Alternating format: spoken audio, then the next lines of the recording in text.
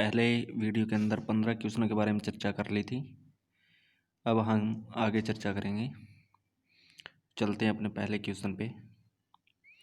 जो हमारा पहला क्वेश्चन है, निम्न में से किसे क्लब गेहूँ कहा जाता है? ट्रिटिकम ड्यूरियम, इसे भी नहीं कहा जाता। दूसरा ऑप्शन है ट्रिटिकम डाइकोकम, इसे भी नहीं कहा जाता। तीसरा ऑप्शन है ट्रिटिकम वुल्गेयर, इसे भी नहीं कहा जाता। और अगला ऑप्शन है ट्रिटिकम एस्टिमम, इसे भी नहीं कहा जाता। यानी कि यहाँ पे हम देख रहे हैं जो हमारा क्वेश्चन दिया हुआ है क्लब गेहूँ, तो आपको पता है क्लब गेहूँ किसे कहा जाता है? ट्रिटिकम सफेरोकोकम, ट्रिटिकम सफेरोकोकम, याद रखना। ट्रिटिकम सफेरोकोकम होता है, उसे क्या कहा जाता है? क्लब गेहूँ कहा जाता है। यहाँ ऑप्शन है वो सारे के सारे गलत है।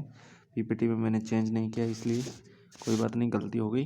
अगले क्वेश्चन पे चलते हैं। तो याद रखना है सफेरोकोकम को क्लब गेहूँ कहा जाता है। नेक्स्ट क्वेश्चन है हमारा, गेहूँ की पहली बोनी किस्म कौन सी है? बहुत ही अच्छा क्वेश्चन है। गेहूँ की पहली बोनी किस्म सोनारा 64 बनाई है। 2 नंबर ऑप्शन, ये हमारा उत्तर रहेगा नॉरिन 10। तो ये बहुत पहली बोनी किस्म है। आपसे पूछे कि गेहूँ की पहली बोनी किस्म कौन सी है, तो हमारा उत्तर रहेगा पहली बोनी किस्म नॉरिन 10 है। और आपसे पूछे कि पहला यानी कि गेहूँ में बोनेपन के लिए उत्तरदायी जीन, जीन कौन सा होता है? नॉरिन होता है। ये आप सबको पता है, ठीक है। आगे चलते हैं नेक्स्ट क्वेश्चन पे।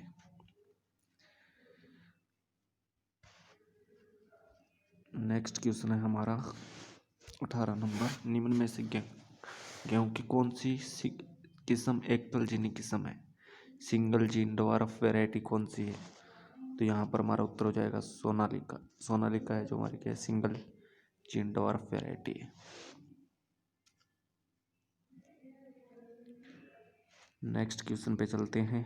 नेक्स्ट क्वेश्चन बहुत ही शानदार क्वेश्चन है, ठीक है। इसको थोड़ा सा मैं छोटा कर देता हूँ। यहाँ पर आपको दिखाई दे रहा होगा, धान के बीजों की अंकुरण क्षमता बढ़ाने व बढ़वार तेज करने के लिए कितने प्रतिशत सोडियम हाइपोक्लोराइड किसकी मात्रा पूछ रहा है? सोडियम हाइपोक्लोराइड की मात्रा पूछेगा हमसे।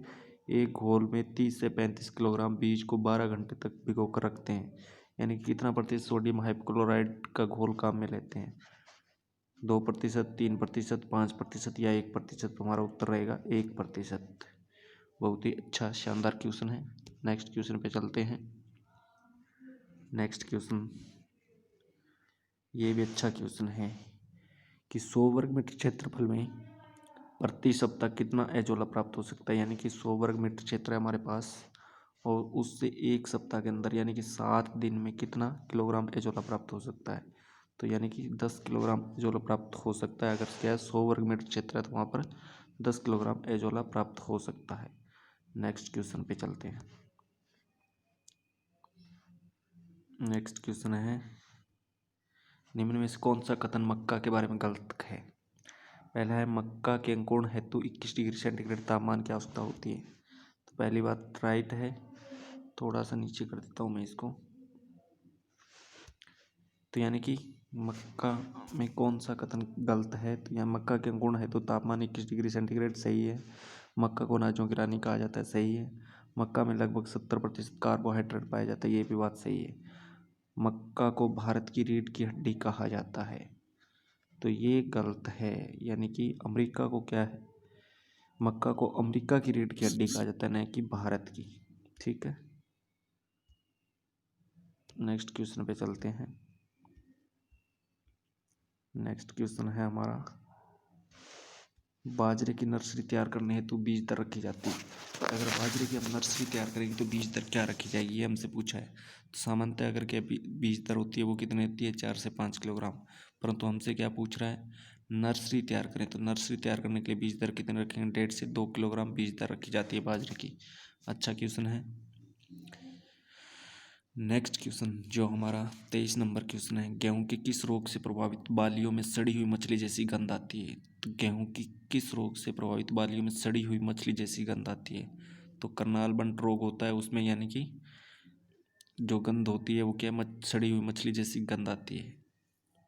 अगर बालियों के अंदर करनाल बंट रोग लग गया तो उसकी बालियों में सड़ी हुई मछली जैसी गंध आती है। करनाल बंट रोग की खोज मित्रा नामक वैज्ञानिक ने की थी।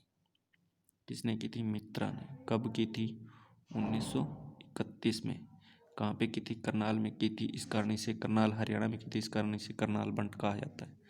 24 नंबर क्वेश्चन हमारा बहुत ही अच्छा क्वेश्चन है। निम्न में से असम्मिलित है, हमें यानी कि गलत है उसे हटाना है। सुनहरा चावल एंगोपोट्रिक्स सही है बिल्कुल। Super rice doctor Hardev Singh खुश, ये भी सही है। हाइब्रिड चावल युआन लोंगपिंग, ये भी सही है। तो हमारा उत्तर डी हो जाएगा। कोई नहीं, यानी कि सारे के सारे क्या सुमेलित है इसमें से। ठीक है। जो सुनहरा चावल होता है, आपको पता है सुनहरा चावल यानी कि इसमें क्या पाया जाता है? बीटा कैरोटीन पाया जाता है। ठीक है, बीटा कैरोटीन पाया जाता है इसमें, जो कि विटामिन ए के संश्लेषण में सहायक होता है। यानी कि विटामिन ए के निर्माण में सहायक होता है। बीटा कैरोटीन पाया जाता है सुनहरे चावल में, हमें ध्यान रखना है। नेक्स्ट क्वेश्चन है, जो कि लवणीय व असिंचित भूमि हेतु बीज दर रखी जाती है।